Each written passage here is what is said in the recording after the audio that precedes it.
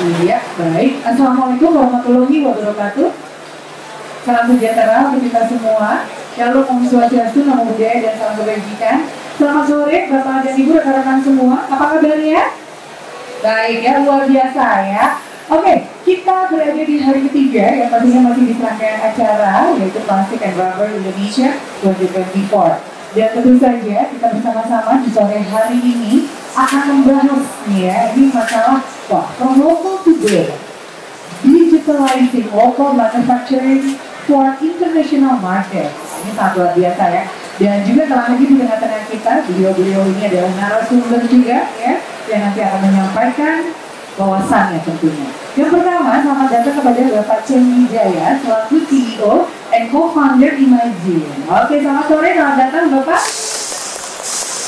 Dan berikutnya telah hadir juga Bapak Stefanus Bodir selaku CFO and Co-founder Imagine. Selamat sore dan selamat datang Bapak. Dan kita ketemu lagi ya, Bapak Dr. Heru Kustanto, MSI, selaku Kepala Pusat Peningkatan Penggunaan Produk Dalam Negeri. Selamat sore Pak Heru, sehat ya Pak ya? Nggak bosan ya ketemu saya ya? Oke, jadi yang cantik, selamat sore dan selamat datang Ibu Rosalina Farid, selaku Ketua Umum Perkumpulan Industri Kecil dan Menengah Komponen Otomotif ya, Piko. Selamat sore Ibu. Oke, rekan-rekan semua, nah ini hadir juga ya, sudah kita lihat ada adik-adik mahasiswa sebetulnya ya, yang memang mereka mengunjungi pameran ini. Semoga nanti mereka bisa bergabung bersama kita ya. Baik, rekan-rekan semua, Bapak dan Ibu.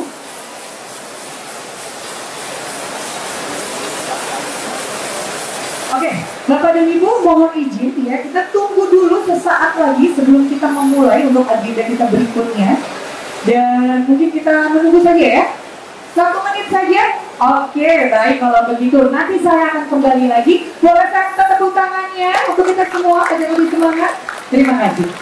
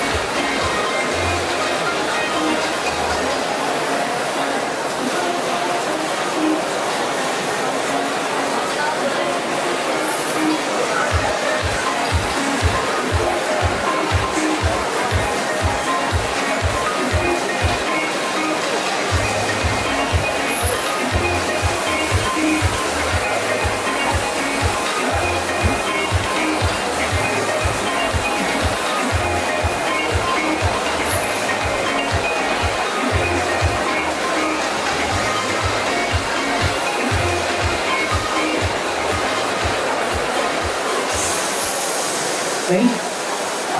Ya, Bapak dan Ibu rekan-rekan semua ya, langsung saja tadi saya sudah membuka dan menyapa tentunya seluruh narasumber yang hadir di sore hari ini. Dan pertama-tama mari bersama-sama kita mendengarkan sambutan yang akan disampaikan oleh CEO dan Co-founder Imagine. Imagine ya, bukan Imagine ya. Oke, CEO dan Co-founder Imagine. Untuk itu kita sambut Bapak Chen Wijaya.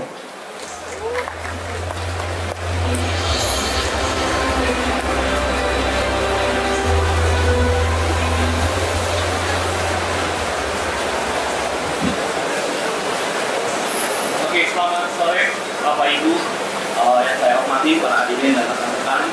Sudah sore ya, tapi semoga tidak mengantuk ya. Tentunya saya berterima kasih atas tempat untuk dukungan dari Pamerindo dan juga dari Kementerian Perindustrian dan juga Piko untuk bisa mengadakan TKD hari ini. Yang saya hormati Dr. Insinyur Heru Kustanto, Kepala Pusat Peningkatan penggunaan produk dalam negeri P3DN dari Kementerian Perindustrian, dan juga Ibu Rosalina Farid, ini ibu yang sangat luar biasa ya. Di mana-mana selalu ketemu Ibu Cari. Ketua Umum dari Perkumpulan Industri Kecil dan Menengah Komponen Otomotif. Jadi hari ini kita ingin mendiskus tentang TKDN dan juga bagaimana pentingnya lokalisasi, di mana sebenarnya kalau kita lihat Indonesia merupakan negara yang sangat besar, di mana kemampuan dan potensinya itu untuk membuat produk itu sangat banyak. Dan juga nggak cuma itu, di manufacturing sendiri Indonesia merupakan sebuah potensi global untuk bisa mensuplai menjadi sebuah kebutuhan rantai pasok dalam manufacturing secara dunia. Berdasarkan dari data Kementerian Perindustrian, industri pengolahan non migas terutama di plastik dan rubber itu menyumbang sekitar 3,5%. Itu rupiahnya sekitar 92,6 triliun. Dan juga dengan adanya TKDN, kita ingin mengadakan penurunan impor. Targetnya ialah 35% dan saya yakin kemungkinan bisa. Ya, tapi dalam hal ini kita harus serta-merta bersama-sama untuk bisa meningkatkan lokal konten itu sendiri atau TKDN itu sendiri supaya diproduksi di Indonesia.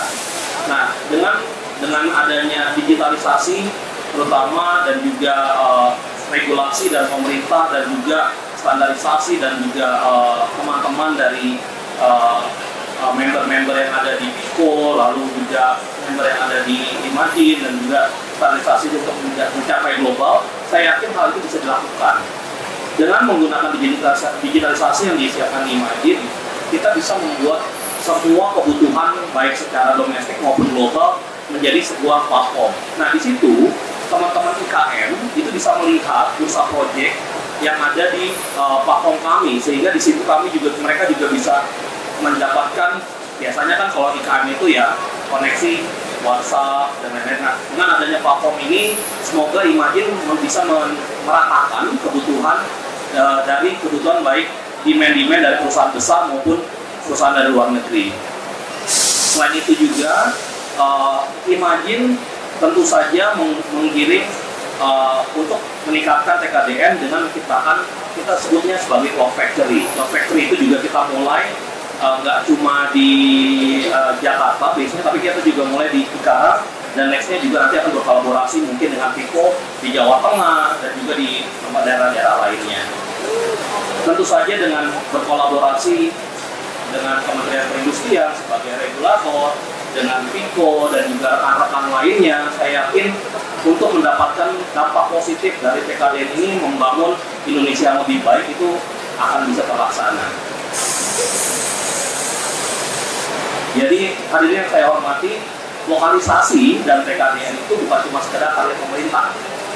Saya yakin itu merupakan suatu panggilan, seperti tadi Bu Ocha bilang, TKDN ini udah in her life gitu ya Bu ya, sudah dari awal. Dan saya juga mengamati hal yang sama. Salah satu misi dari Imagine ialah meningkatkan local production di Indonesia dan membangun digitalisasi secara transparansi dan juga membangun network dari IKM, dan juga kami ingin menjadi solusi di industri terutama manufaktur pada umumnya.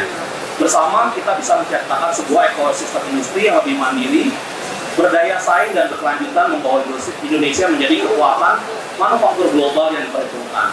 Terima kasih. Selamat sore. Terima kasih Bapak Ceng Wijaya. Kami persilakan untuk dapat kembali ke tempat. Baik, rekan-rekan semua selamat datang. Mungkin bagi yang baru saja bergabung ya bersama kita di sore hari ini, langsung saja telah dibuka ya tadi oleh Bapak Ceng Wijaya, dan kita memasuki untuk keynote speech yang pertama ya tentunya di sore hari ini. Untuk menyampaikannya saya undang yaitu Bapak Stefanus Wagir. Beliau adalah CMO dan co-founder Imagine untuk dapat menyampaikan keynote speech-nya yang pertama. Kita berikan tepuk tangan.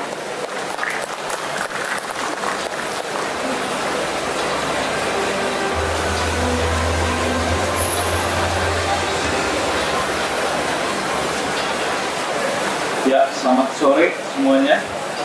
Ya, perkenalkan nama saya Stefanus Wagir. sebagai CMO dan co-founder dari Imagine, yang tadi Pak Cendi adalah partner saya juga. Selamat sore juga kepada Pak Heru, Bu Ocha, selamat sore. Terima kasih atas kesempatannya bisa menyampaikan sebuah keynote speech ya di sini. Karena saya masih muda, jadi pembawaannya santai aja, nggak apa-apa ya. Ya, dan karena saya juga menyandang sebagai CMO, jadi agak marketing sedikit. Oke, jadi ini slide.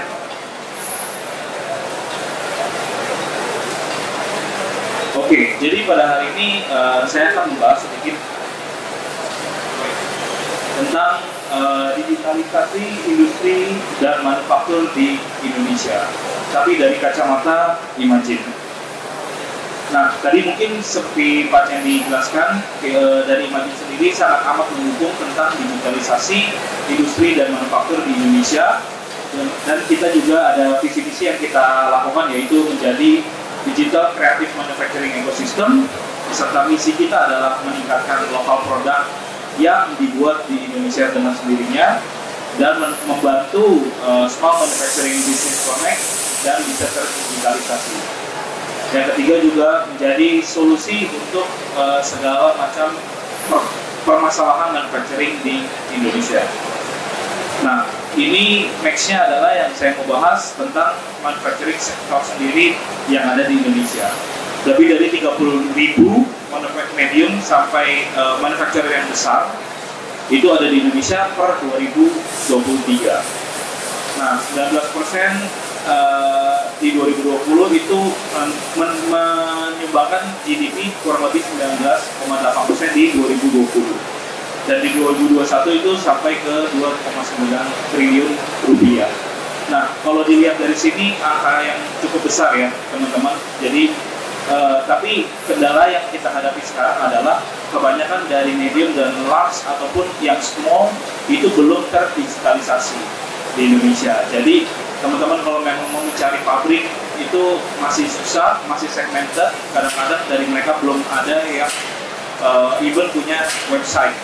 That's why di Imagine terus-menerus untuk mensupport digitalisasi di Indonesia untuk industri manufaktur.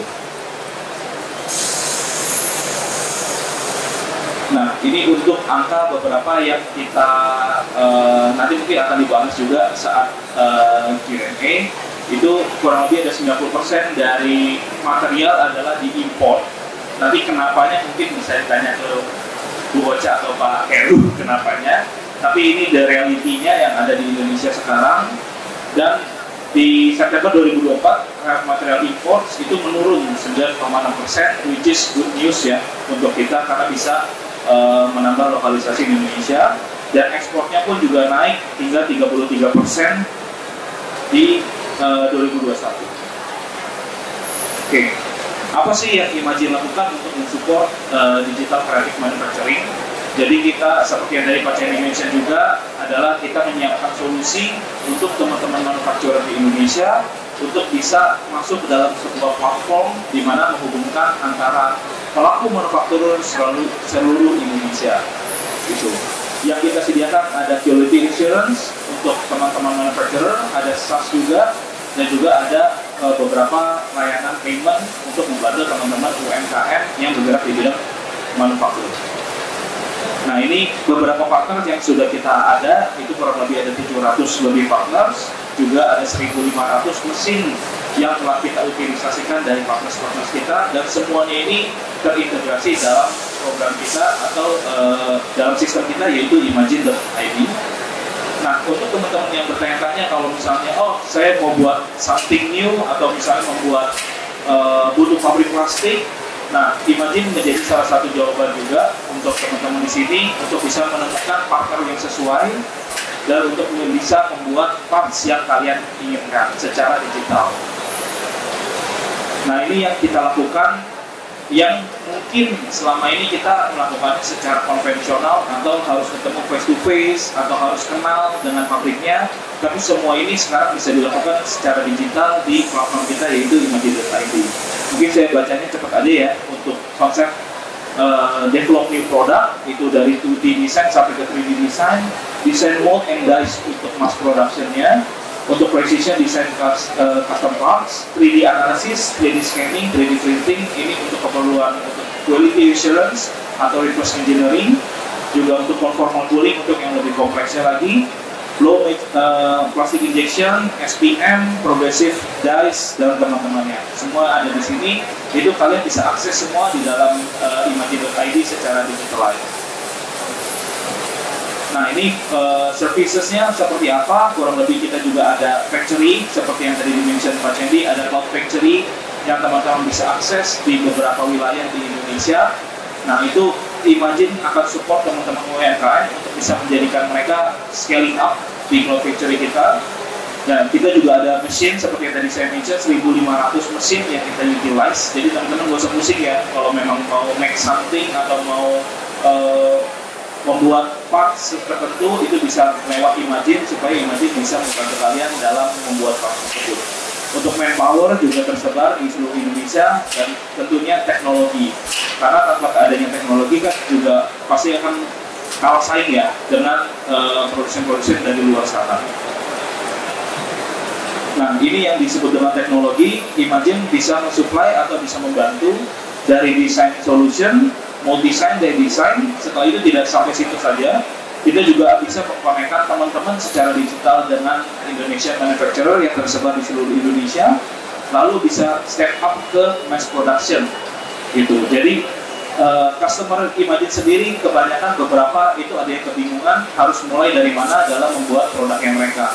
Tapi di Imagine, dalam platform Imagine sendiri, kita membantu teman-teman kita secara digital memilih material yang kalian butuhkan, bisa belinya juga dari Imagine juga, of course, dan bisa kita support sampai ke mass production, sampai ke jumlah yang kalian inginkan. Nah, untuk ini salah satu produk juga untuk teman-teman, mungkin teman-teman mahasiswa ada kesulitan dalam perhitungan pengerjaan atau perhitungan sebuah produk, berapa sih saya mau buat hal ini, kira-kira berapa sih. Di Imagine juga ada secara digital, namanya adalah instant quote. Jadi teman-teman bisa upload aja file yang kalian mau tahu harganya, nanti akan keluar kurang lebih harga yang kira-kira dari sebuah barang itu dengan metode-metode yang udah ada di web kita. Jadi ini sebenarnya juga salah satu hal yang kita ubah dari yang konvensional secara perhitungan harga menjadi digitalized. Nah, untuk Imagine sendiri juga sebenarnya yang kita support untuk partner-partner kita, terutama dalam small, medium, sampai large manufacturer di Indonesia, adalah personal dashboard untuk customers dan partner kita. Ini salah satu hal yang menurut saya sangat penting untuk dijadikan sebuah digitalisasi. Kenapa? Karena saya menyaksikan sendiri beberapa tahun lalu untuk meminta satu tanda tangan aja, mungkin teman-teman juga ngerasain minta tanda tangan itu sampai harus ketemu orangnya jauh-jauh, atau misalnya harus nunggu, atau misalnya nunggu approval itu harus nyari orangnya. Tapi dengan adanya personal dashboard ini, dalam setiap pengerjaan proses kita untuk approval atau untuk updates dari project kita, itu bisa ada di dalam personal dashboard ini. Jadi ini salah satu langkah untuk membantu teman-teman UMKM dalam memanage project mereka secara digital. Nah, untuk ini yang tadi saya bilang, untuk supplies dan material, mungkin sekarang kalau mau cari material nggak perlu ke toko, datangin satu-satu, tinggal lihat speknya di sini. Jadi ada e-commerce-nya juga untuk komersial dan untuk material sendiri. Nah, ini salah satu yang memang kita supply juga untuk project financing support, itu salah satunya ada di dalam platform kita. Ini sangat membantu untuk teman-teman UMKM atau bahkan teman-teman mahasiswa yang memang mau melakukan sebuah project dalam pengembangan partsnya sendiri atau mau develop barang, itu kita bisa support juga di dalam program kita. Wah, habis. Oke. Jadi menurut saya pada intinya adalah untuk digitalisasi manufacturing sendiri, terutama di industri manufaktur, sangatlah penting, mengingat kita bukan sangat ya, tapi agak tertinggal dari beberapa negara dalam industri manufaktur. dan kita harus meningkatkannya itu dengan cara salah satunya yaitu digitalize. Dan semuanya saya yakin teman-teman di sini kan pasti pakai smartphone ya. Nah, smartphone itu alangkah baiknya bila kita lakukan di pekerjaan kita atau di manufacturing sendiri untuk supaya bisa lebih cepat, efisien, dan lebih baik lagi. Menurut saya sekian, terima kasih, itu dari saya. Kita berikan tepuk tangan, terima kasih Bapak Silvanus untuk speech-nya yang pertama. Kita memasuki agenda berikutnya ya, keynote speech kedua yang tentunya akan disampaikan oleh Bapak Heru Kustanto. Dipersilakan sebagai Kepala Pusat Peningkatan Penggunaan Produk Dalam Negeri Kementerian Perindustrian Republik Indonesia ya. Silakan ya Mas. Baik, teman-teman sekalian, saya Heru Kustanto sebagai Kepala Pusat Peningkatan Penggunaan Produksi Dalam Negeri akan memberikan gambaran berkaitan dengan program pemerintah terkait dengan peningkatan penggunaan produk dalam negeri. Ini bisa kita lihat nanti berkaitan dengan potensi sebenarnya. Inilah potensi belanja pemerintah cukup besar ya. 1.200 triliun ditambah dengan BUMN yang sekitar 800 triliun, 2.000 triliun lebih. Inilah potensi belanja pemerintah baik pusat dan daerah yang akan digunakan untuk pembelian produk-produk dalam negeri. Jadi landasan hukumnya sudah jelas, kita punya beberapa kebijakan berkaitan dengan siapa yang wajib menggunakan produk dalam negeri. Itu ada di Undang-Undang 3 2014 tentang perindustrian dan juga aturan teknisnya ada di PP 29 2018 tentang pemberdayaan industri. Jadi cukup banyak regulasi-regulasi yang sudah ditetapkan dan ini menjadi peluang sebenarnya bagi industri dalam negeri kita, industri lokal kita untuk memanfaatkan pasar yang captive di mana impor itu sudah tidak boleh masuk kalau sudah ada produksi dalam negeri ya. Nah, ini dari sisi manfaatnya. Pertama tentu dengan penggunaan produk dalam negeri ini akan menciptakan investasi baru, menciptakan kesempatan bagi tenaga kerja baru dan juga untuk mendorong penguatan struktur industri kita. Inilah pentingnya bagaimana pemerintah terus mendorong ekosistem. Karena apa? Kita harus berpikir apa yang harus kita lakukan ke depan setelah transformasi digital ini berlangsung. Pastinya tenaga orang atau manusia akan berkurang. Tapi percayalah, Allah akan menunjukkan cara yang terbaik untuk kita. Karena apa? Tadi dikatakan TKDN 270 atau lebih mungkin penduduk Indonesia itu adalah segmen. Kenapa negara asing berbondong-bondong datang ke sini? Kebetulan Ibu karena ketua asosiasi sering sekali diundang oleh negara Cina, Korea, dan Jepang. Semuanya ingin berinvestasi di Indonesia. Nah, kalau kita sendiri tidak mempersiapkan peluang-peluang tersebut untuk mengisi ceruk bisnis di dalam negeri, kita akan menjadi penonton dan penikmat saja. Padahal tadi sudah disampaikan oleh Pak Heru, Dr. Heru dari Kementerian Perindustrian bahwa negara itu hadir dengan segala regulasi untuk membatasi barang-barang impor yang masuk. Seperti kita lihat di pameran plastik dan rubber. Ini adalah kalau dulu Ibu, eranya Ibu di tahun 80, sulit sekali untuk melihat pameran. Jadi kita bisa menambah edukasi kita bahwa kita harus mandiri. Zaman Ibu dulu, Ibu harus pergi ke Singapura dan harus mengajukan visa, nabung duit dari orang tua supaya saya bisa nonton pameran. Jadi pameran ini adalah transformasi untuk kita mandiri selain ilmu dari perguruannya sendiri. Jadi apapun jurusannya itu yang ada adalah paling tidak kita punya basic untuk mengerjakan sesuatu. Jadi kali ini Ibu mungkin terbiasa sebagai narsum di kampus ya, jadi lebih banyak memotivasi. Tapi sebetulnya yang disampaikan oleh 3 narasumber terdahulu itu adalah satu platform digital industri manufaktur, kemudian TKDN supaya bisa membatasi itu adalah peluang yang harus dibedah. Tanya Pak dosennya, Pak kita harus seperti apa Pak?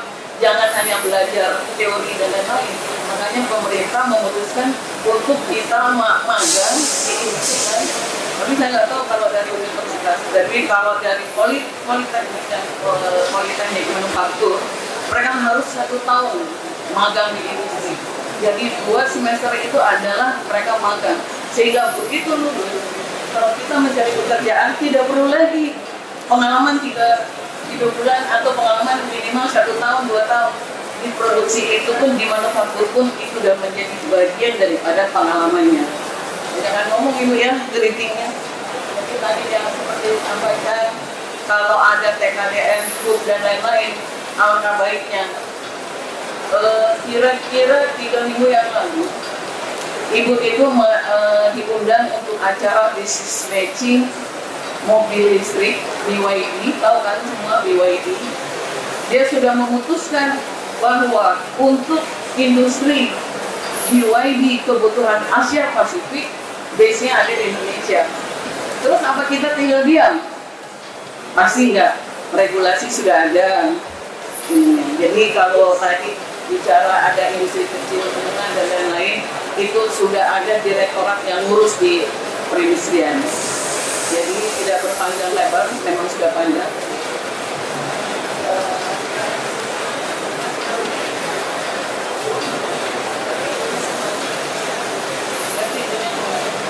Edukasi dulu.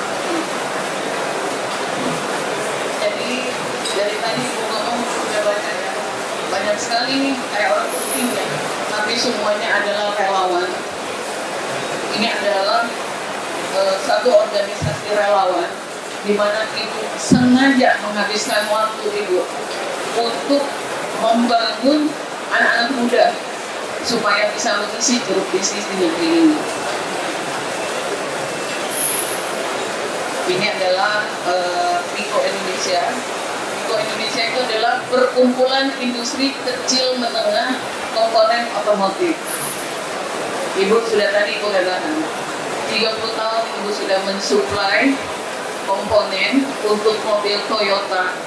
Dulu masih pinjam format, mungkin belum lahir, karena itu di era tahun 80-an. Ada pinjam format awalnya, kemudian sampai dia menjadi Innova. Ibulah yang supply insulation peredam mobil itu. Terus apa ibu kemudian menjadi tier 1? Tidak mudah. Disitulah kita berharap peran pemerintah di pemerintahan Pak Prabowo ini. Kita berharap dengan Asta Citanya itu benar-benar implementasinya kita kawal bersama. Sepakat nggak kawal Asta Cita, terutama mahasiswa? Karena di 8 Asta Citanya itu ada hak kita semua yang ada di situ. Tergantung kita mau bisnisnya apa. Nah kemudian Pico Indonesia itu berkantor dengan baik hati pemerintah Kementerian Perindustrian.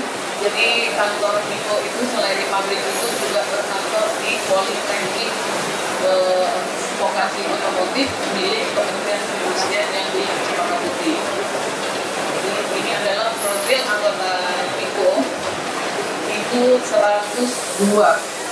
Sebelum COVID ibu punya 122 anggota. Jadi bukan hanya 122 atau 102 anggota Pico, tapi banyak asosiasi-asosiasi lainnya. Tadi seperti yang disampaikan oleh Dr. Heru bahwa ekosistem otomotif itu sudah terbentuk. Terbentuknya karena ikhtiar ibu lah.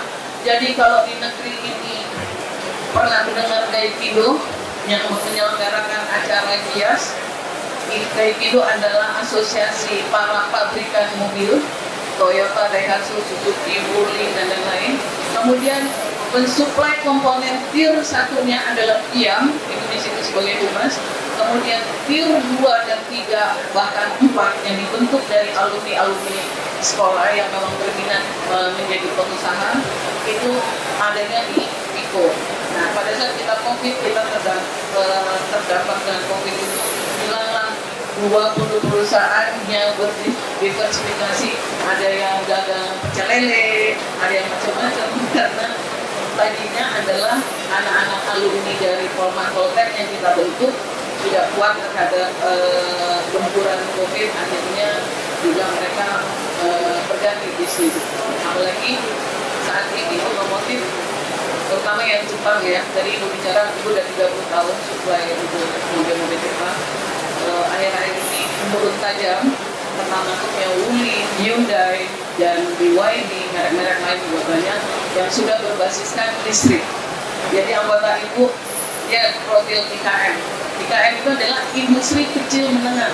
Jadi kalau sudah dengar UKM beda. Kalau ibu memaknai IKM adalah pembinanya adalah sektor pembina adalah Kementerian Perindustrian, selalu suatu produksi yang ada proses manufakturnya kami katakan industri. Kalau UKM itu bercandanya ibu ya, itu adalah perusahaan keripik kerupuk yang tadi dapat THDN nggak usah dicek tapi dia bisa.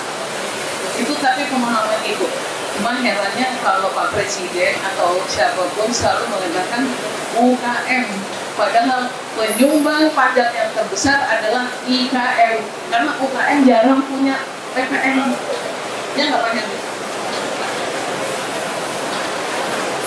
Ini adalah produk-produk Pico.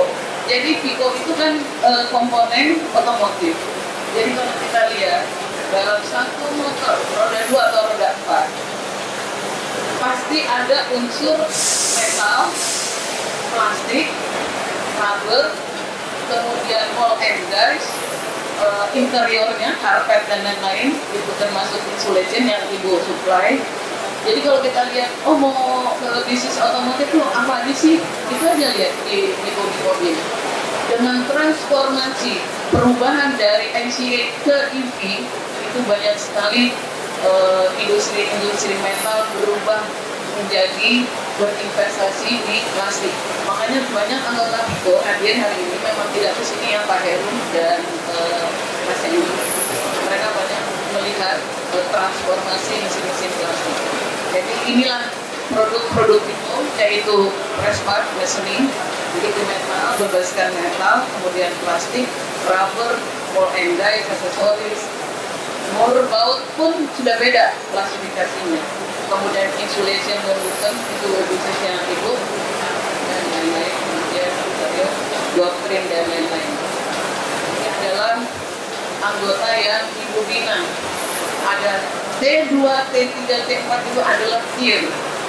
Nah, alhamdulillah dengan hadirnya pemerintah, banyak dari anggota Pico ada beberapa pada saat COVID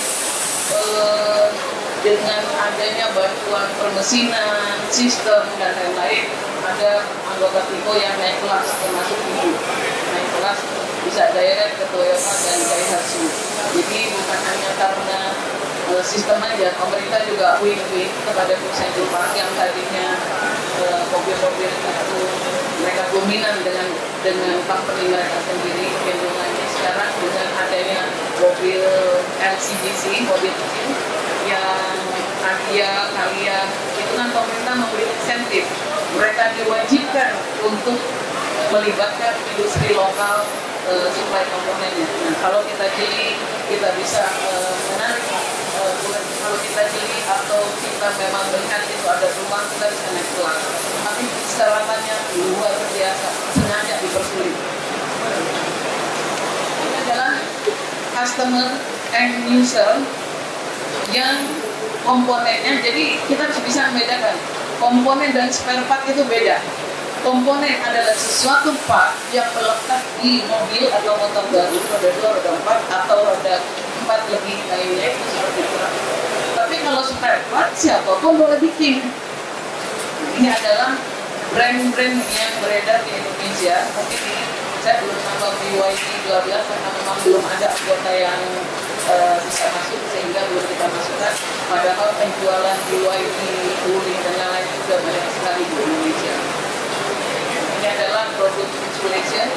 Jadi kalau lihat produk insulation ini mungkin pernah lihat yang warna abu-abu yang biasa dipakai buat speaker ya, barangkali yang lebih sederhana, itu adalah ibu yang produksi. Dari mana raw materialnya? Pemerintah nggak pernah ibu ceritakan. Ini adalah produk recycle dari sisa tekstil. Jadi dulu tahun 94 pada saat ibu mensuplai insulation itu masih putih, Dacron, tahu ya Dacron? Pada saat customer minta cost down, minta harga murah, pasti satu yang kita pikirkan kalau untuk kepuasan pelanggan tidak boleh mengurangi spek. dua harus safety, dan tiga harus memenuhi syarat fungsinya apa.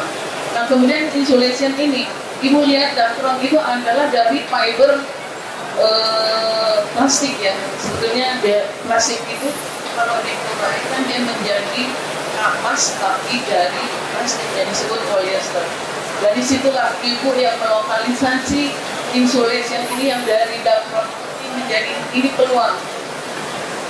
Ibu pikir ini peluang yang harus ibu inginkan. Ibu bertahan 30 tahun, tapi dengan gempuran bahwa asing bisa masuk sebebasnya, berkuranglah order ibu. Karena kadang-kadang instrumen, mohon maaf Pak Heru, instrumen pemerintah, baik mungkin maksudnya BKPM ya, tidak melihat kalau produk ini ada di Indonesia. Makanya ada TKDN itu untuk membatasi investor-investor baru yang masuk dengan teknologi tinggi, kemudian menghabiskan industri lokal. Ini adalah yang ada di floornya mobil. Ibu produksi ini, ibu tidak bicara tentang mereknya. Di sini ada unsur plastik dan insulation tadi. Ini door frame untuk mobil, ini produksi mobil angkutan umum. Ini untuk seat filter AC. Nah ini adalah fastener.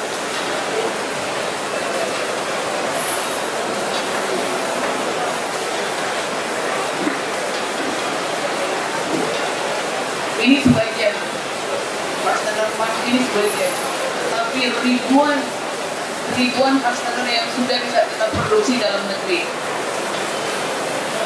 Ini contohnya semua. Kemudian ini. Jadi ribuan item komponen yang ada di roda 2 atau roda 4. Nanti kita akan KDN-kan ya Pak, supaya yang lain yang bisa masuk. Ini adalah resmi yang melengkapi motor. Ini dua sebagian yang ibu tampilkan. Ini adalah resmi juga metalnya, dan ini adalah unsur plastik. Kemudian ini juga plastik.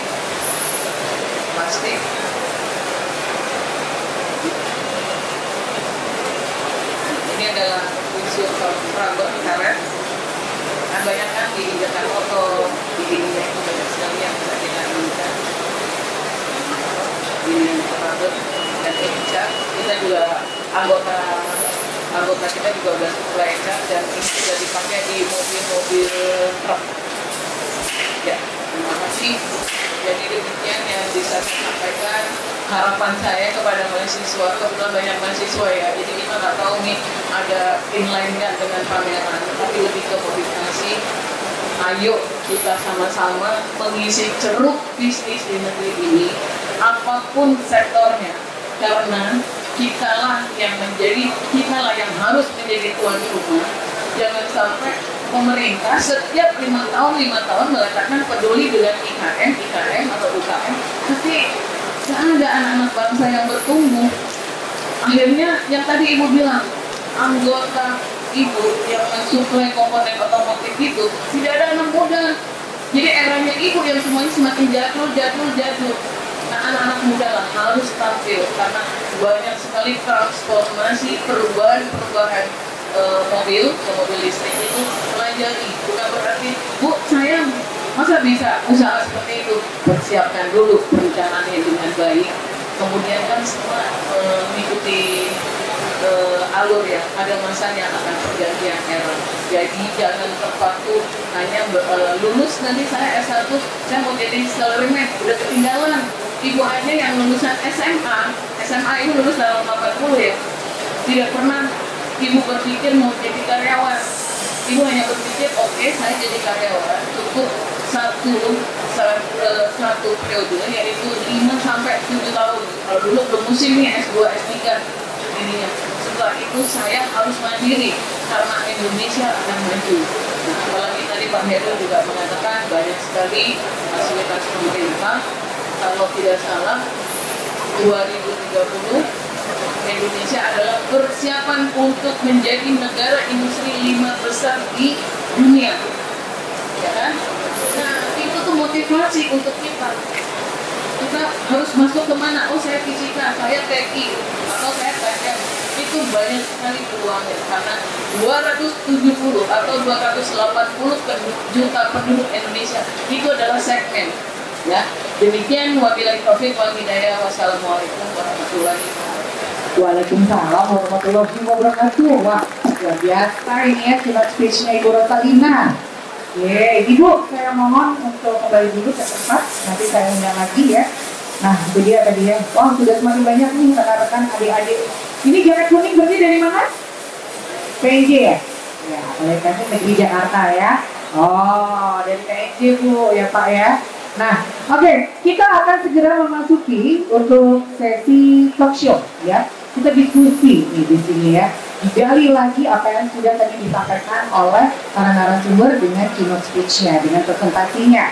Nah, rekan-rekan, Bapak dan Ibu, dan adik-adik semua di sini nanti ya di sesi diskusi juga feel free untuk bertanya dan berdiskusi apa saja ya yang berkaitan tentunya dengan PKDN itu yang mungkin dan yang lainnya yang tadi sudah disampaikan juga oleh Ibu Rosalina.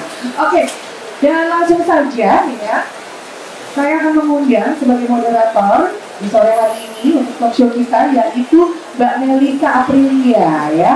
Beliau adalah digital marketing yang kreatif supervisor Imagine. Nah, silakan Mbak Melisa Aprilia untuk bisa naik ke atas panggung. Dan tentu saja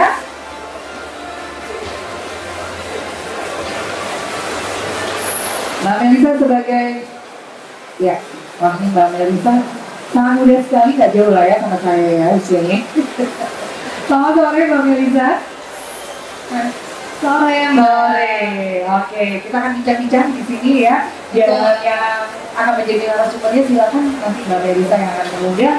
Dan waktu dan tempat dipersilakan. Boleh saya tepuk tangan untuk kita semua untuk semangat kita ya di sore hari ini. Silakan Mbak. Terima kasih Mbak, luar biasa sekali ya. Kita udah menyaksikan dan juga mendengar paparan baik dari Imagine, P3DN Kementerian dan juga dari Pico. Sebelumnya selamat sore Bapak Ibu sekalian dan teman-teman mahasiswa yang saya hormati. Dan selamat datang di seminar talk show TKDN Hub dengan tema From Local to Global Digitalizing Local Manufacturing for International Market. Boleh dong tepuk tangannya dulu untuk program seminar talk show kita kali ini. Sebelumnya saya adalah Melisa dari Imagine yang sangat merasa terhormat dan juga senang sekali mendapatkan kesempatan menjadi moderator pada acara pada hari ini. Terima kasih Bapak Ibu yang telah hadir ya di Sustainable Stage di Hall B3 Jakarta International Expo dalam rangkaian Plastic and Rubber Indonesia. Dan tak lupa tentunya yang saya hormati Bapak Dr. Insinyur Heru Kustanto MSI selaku Kepala Pusat P3DN dari Kementerian Perindustrian dan juga Ketua Umum Pico kepada Ibu Rosalina Farid. Dan tak lupa ya, ini merupakan atasan saya yang tadi sebelumnya ada Pak Cendi Jaya selaku CEO dan juga co-founder, dan di sini masih ada Pak Stefanus Hodir merupakan CMO dan juga co-founder dari Imagine. Baik Bapak Ibu dan teman-teman sekalian, pada acara ini nih mungkin kita udah gak sabar gitu ya membahas topik yang sangat menarik dan juga penting terkait tadi yang sudah dipaparkan oleh Bapak Ibu sekalian, dan juga ini akan membawa nih kemana sih industri manufaktur lokal yang nantinya berusaha untuk ke level internasional melalui digitalisasi. Dan bagaimana ya tadi komponen itu dapat memenuhi tingkat persentase dari TKDN itu sendiri yang di minimalnya 40% tadi ya. Dan dengan semakin banyaknya inovasi dan kolaborasi, kita nih sebenarnya punya peluang yang besar ya untuk memperkuat produk lokal Indonesia menjadikan unggul di pasar global. Oleh karena itu yuk kita langsung aja mengundang narasumber kita untuk hadir di atas panggung dan langsung memulai talk show-nya. Oleh karena itu, saya persembahkan kepada Bapak Stefanus Hodir selaku CEO dan juga co-founder Imagine untuk bisa menaiki atas panggung, dan juga kepada Bapak Dr. Insinyur Heru Kustanto MSI, Kepala Pusat P3DN Kementerian Perindustrian, boleh naik ke atas panggung, dan juga Ibu Rosalina Farid, Ketua Umum Pico, untuk bisa juga datang ke atas panggung. Terima kasih Bapak Ibu sekalian. Boleh Ibu.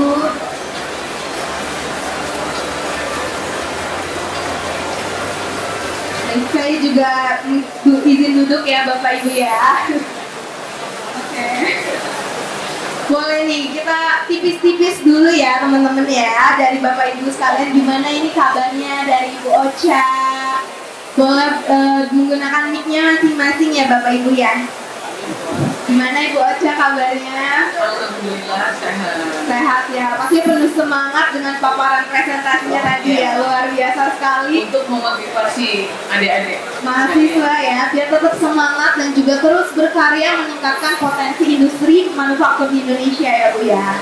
Baik Ibu, buat Bapak Heru, gimana Pak Heru kabarnya? Bapak? Baik Mbak Melisa. Saya imut-imut Ibu ketemu Pak Habibie. Waktu itu kan kepala otorita, waktu itu otorita Batam dan otorita Batam itu Pak Hani adiknya, tapi BPPT itu Pak Habibie. Pada saat Ibu presentasi dengan segala kepedean Ibu, karena Pak Habibie kan Jerman minded, dia tidak pernah mau dengan produk lain. Sementara yang Ibu lihat di Singapura itu ada satu produk yang mencari keadilan di Indonesia untuk produk bearing dan expansion joint flyover antar pulau. Jadilah Ibu mempelajari itu detail dan Ibu sempat di Amerika 3 bulan mempelajari itu hanya karena untuk kira-kira gua mau kemana sih setelah ini? Karena perempuan, kemudian ini banyak yang perempuan ya, kita tuh terkendala dengan status pernikahan. Karena kan setiap nikah ada tujuan ya, beranak pinak, kemudian kita ingin membesarkan anak. Jadi Ibu sudah berpikir bahwa saya harus back to basic pada saat anak-anak sudah mulai membutuhkan saya. Sehingga saya harus belajar ilmu sebanyak-banyaknya. Background Ibu sipil, tapi itu juga tidak lulus karena Ibu menikah di SMA, lulus SMA, kemudian beranak pinak. Agak sulit waktu itu untuk menjadi sarjana di teknik sipil karena kita kekurangan dosen di tahun 80, sangat kekurangan. Jadi kalau bicara Bu, gimana sih Bu kompetitifnya komponen otomotif, pasti agak sulit. Paling kita yang sudah produksi itu membuat satu terobosan modernisasi mesin supaya barang yang kita hasilkan kompetitif harganya sehingga bisa mengalahkan produk-produk atau orang-orang Cina yang berinvestasi di sini atau bahkan Jepang yang berinvestasi di sini. Mungkin kita bisa menjadi kompetitif harganya kalau mesin kita modern, kalau untuk otomotif. Tapi sektor tadi, pertama makanan minuman, kedua tekstil, ketiga otomotif, 4 elektronika, 5 pariwisata, kimia, elektronika dan kimia, kemudian pariwisata, farmasi ke-6 dan 7 alkes. Jadi 2 terakhir ini ditambah pada saat kita COVID. Bentar ya, kita kayak orang eselon aja di kementerian. Karena kita nih adik-adik nih yang harus mempelajari apa sih visi misinya pemerintah. Kalau nggak kita nggak tahu dong kita mau masuk di mana. Masa kita hanya bermimpi, oh nanti kalau di GCC buka lowongan kerja kita berbondong-bondong, boleh untuk menambah ilmu karena kita harus punya human relationnya. Tapi tadi kalau bicara kompetitif, banyak sekali produk-produk yang bisa lokal kita lakukan, tergantung kitanya mau atau tidak. Seperti yang tadi Ibu bilang, di tahun 90 Ibu mencoba mensuplai komponen otomotif, bikinnya itu di teras rumah. Kebetulan, jadi ini melenceng sedikit, suami Ibu arsitek. Dia bilang, buat apa nih Man? Agama dibawa-bawa, tapi agama dibawa-bawa itu untuk tujuan murni ya, tujuan mulia. Mau buat, karena arsitek kan udah bikin halaman penghijauannya segini, nanti ruang bermainnya begini. Kebetulan Ibu masih punya rumah yang luasnya agak lumayan bisa diatur. Setelah saya buat satu bangunan kecil. Buat apa nih Man? Buat ngaji. Kok ngaji sih, kan biasanya ngaji ke musola. Enggak, nanti kan ngaji di sini dikumpul supaya rumah ini menjadi surga buat kita benar-benar. Padahal begitu jadi, masuklah mesin las, jadi mesin potong besi, segala macam permesinan. Tapi tadi ibu bilang ibu berbohong, tapi untuk kebaikan, karena ibu tidak kerja sendiri, pasti ibu merekrut orang, itu juga sudah menjadi PMA juga ya, artinya modal akhirat. Jadi itu tadi. Jadi jangan khawatir Mbak Melisa. 7 sektor prioritas pemerintah tidak mesti harus masuk di otomotif. Tolong dilihat peluangnya apa sih makanan minuman. Masa sih kita jadi penonton atau penikmat makanan dari sabu-sabu segala macam dari Jepang atau dari Korea? Ya kan? Kita kayaknya nikmat banget ini, sementara kita lupa ini tuh si warteg. Tapi warteg sudah berinovasi juga sehingga dia bersih.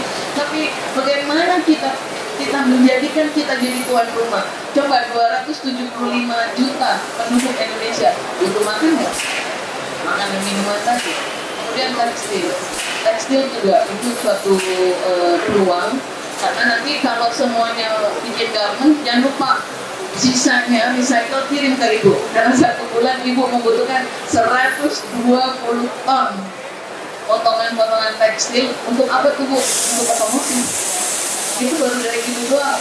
Kan ada Japanese company juga yang ini. Jadi karena penduduk kita banyak, ibu sudah menganalisa bahwa penduduk Indonesia banyak, berarti orang banyak lah setelah tekstil, sehingga saya bisa supply komponen ini sustain berkelanjutan sampai hari ini sudah 30 jalan 31 tahun. Jadi kalau tadi Mbak Melisa bilang, Bu bagaimana sih kalau komponen itu kompetitifnya, memang agak sulit, kecuali kami yang improve karena dia berdasarkan spek, karena dia benar harus safety. Tapi jangan khawatir, nanti kalau adik-adik bikin usaha ya, kalau misalnya nanti masih ada program, pemerintah Kementerian Perindustrian Republik Indonesia itu hadir. Misalnya nih contoh, mau beli mesin pembuat mie ya, misalnya ajukan ke Direktorat Jenderal Hikman, bisa dikasih apa ya, bukan subsidi, dikasih bantuan 10-25% ya. Ibu aja bisa modernisasi mesin karena kehadiran pemerintah. Nah, karena mesin otomotif itu mesin yang mahal, miliaran, ibu juga dapat fasilitas dari negara itu sekitar 500 juta. Asik nggak? Nah, itu adik-adik harus melihat web daripada kemudian. Itu kira-kira Mbak. Nanti panggungnya ibu ambil semua. Iya, baik Ibu, luar biasa. Tepuk tangan dulu dong buat Bu Ocha dan juga tadi Pak Heru ya. Oke Bu, jadi kalau bisa saya simpulkan, sebenarnya untuk terobosan dari komponen otomotif itu melihat dari safety-nya itu sebenarnya agak sulit ya Bu ya. Tapi bisa dengan cara modernisasi produksi itu ya. Dan juga sebenarnya udah ada support dari peran pemerintah. Oke, luar biasa. Nah, kita lanjutin Ibu. Untuk ke Imagine. Nah, Imagine ini kan juga salah satu platform manufacturing hub ya. Mempertemukan dari customer sama vendornya ini juga, dan juga mendukung sebenarnya untuk proses PKDN di Indonesia sendiri itu sudah bisa untuk produksi lokal, dan kalau bingung vendor itu kemana sebenarnya bisa melalui Imagine. Nah Pak, gimana sih Pak jadinya untuk bersaing dari produk impor dari negara lain ini untuk bisa pemain lokal itu terus sustain di Indonesia? Silakan Pak Stefan. Oke. Kalau dari kacamata saya sebagai Imagine dan startup gitu ya, dan untuk teman-teman juga mungkin yang paling gampang dan paling bisa dilakukan adalah kolaborasi gitu. Jadi mungkin teman-teman sambil ngobrol sama teman satu dengan lainnya kan pasti ada yang bisanya A, ada yang bisanya B, ada yang bisanya C gitu. Nah itu dijadikan satu supaya menjadikan satu knowledge supaya bisa berbuah satu produk. Kalau misalnya kita berbisnis dengan beberapa orang di luar dari negara lain gitu ya, misalnya dari China atau dari Jepang, terutama Jepang, itu mereka nggak pelit ilmu. Jadi mereka sharing sampai ke underline-nya pun, sampai ke operator mesinnya pun, itu dia tahu tentang knowledge yang dihadapi oleh perusahaannya sendiri. Gitu. Nah dari sana bisa develop bareng-bareng. Dari atasan sampai bawahan itu bisa develop bareng-bareng supaya ketemu problem solving-nya. Nah, itu salah satu yang bisa dikerjakan sama teman-teman kita atau pelaku-pelaku UMKM yang ada di Indonesia. Imagine pun juga sebenarnya juga kolaborasi dengan semuanya. Kita nggak yang tadi 750 mesin, 1.200 partners dan lain-lain itu sebenarnya bukan punya Imagine semua. Tapi yang kita lakukan yaitu kolaborasi supaya bisa memecahkan masalahnya bareng-bareng. Ya juga dengan asosiasi seperti Pico, dengan Pak Heru dan teman-teman yang lain untuk bisa memecahkan segala persoalan nih, apalagi yang soal impor ini sendiri. Karena kan ini kita saat berbicara seperti ini kan sepertinya kayak satu Indonesia ya, kayak kemarin timnas ya, Indonesia versus Arab gitu ya. Jadi ini kita harusnya bareng-bareng nih, satu Indonesia, bukannya kita bersaing sama-sama Indonesia. Jadi kalau punya knowledge ya jangan pelit-pelit, harus sharing dengan teman-temannya, harus sharing dengan yang lain-lain supaya bisa menjadikan sebuah kolaborasi. Jadi menurut saya daripada jauh-jauh dulu yang paling gampang dilakukan sih sepertinya itu untuk bisa mendukung lokalisasi dan bisa masuk ke pasar industri yang mengalahkan luar lah, maksudnya bersaing lah gitu.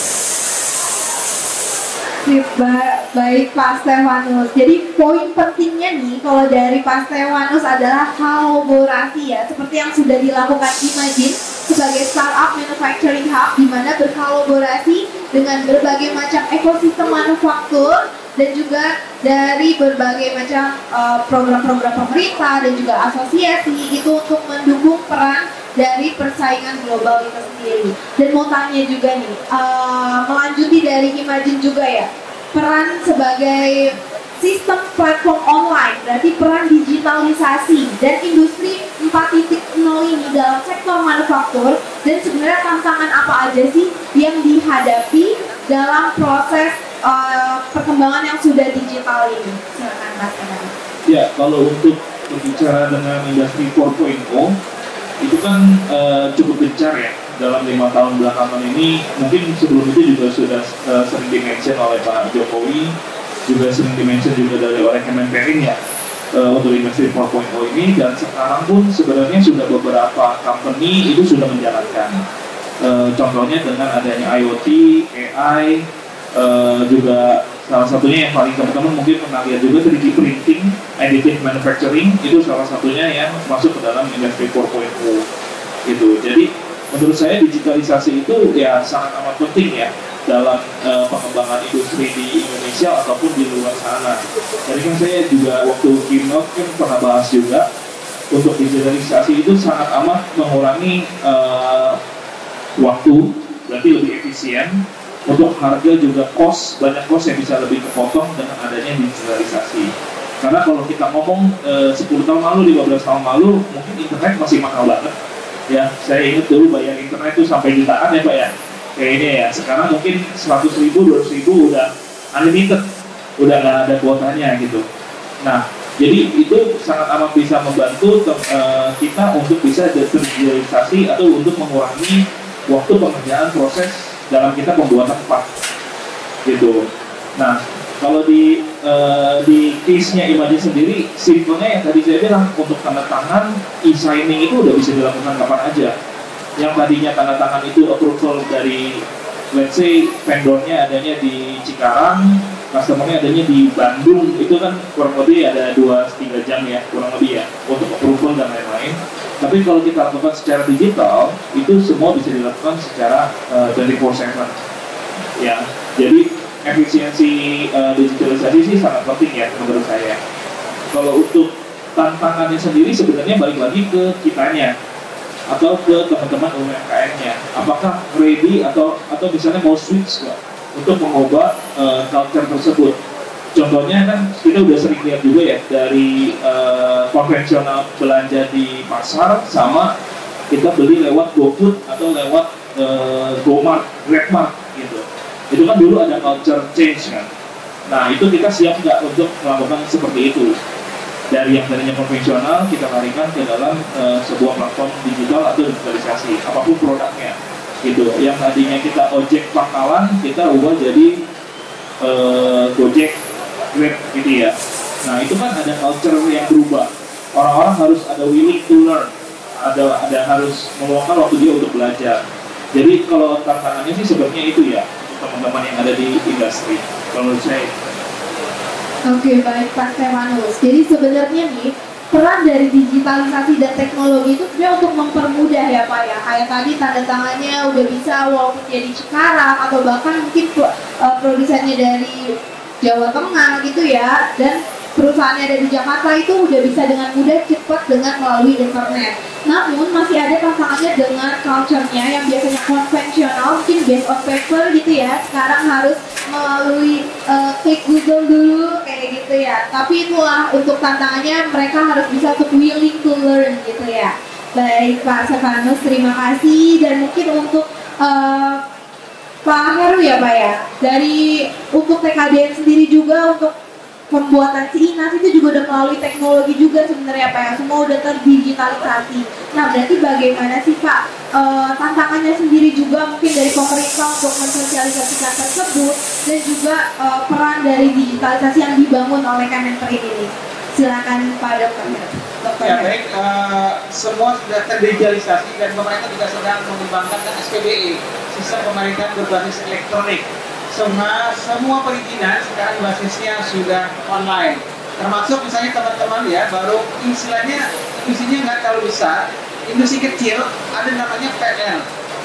Perusahaan perorangan itu sekarang izinnya mudah sekali kalau skala resikonya rendah. Jadi sudah mendaftarkan di OSS, online single submission, sangat sederhana, punya SPWB keluar, punya izin usaha legal, ya sangat mudah. Nah kemudian kalau nanti perizinan yang lain, tinggal mengikuti saja. Di situ sudah lengkap online system dan bisa kita bisa pantau. Kemudian di tempat kami juga di Kementerian Perindustrian kita punya juga website yang kadang memang sosialisasinya sering kita lakukan tapi orang lupa. Sekarang lebih senang lihat TikTok kali ya. TikTok, FB yang apa sekarang apa ya. Lain yang sosialisasi yang tadi kadang-kadang kita kan ternyata ada loh website ini. Coba teman-teman sekalian, HP yang kita pegang ini, aktivitas yang paling banyak kita lakukan, apakah browsing atau aktif di media sosial. Kadang browsing menjadi terbatas ya, sedikit dibandingkan aktivitas kita di media sosial. Nah di dalam konteks sosialisasi ini kita punya mungkin kekurangan pemerintah itu selalu bisa di dalam humanisasi atau bagaimana itu mendekatkan program-program itu bisa dimengerti oleh masyarakat, oleh pengguna. Itu tantangan kita di pemerintah, sehingga kita punya yang namanya Biro Humas, hubungan masyarakat, dan sekarang pendekatan sosialisasi juga sudah bergeser di bocah nih. Kita sudah cukup banyak menggunakan para influencer juga Pak Ibu.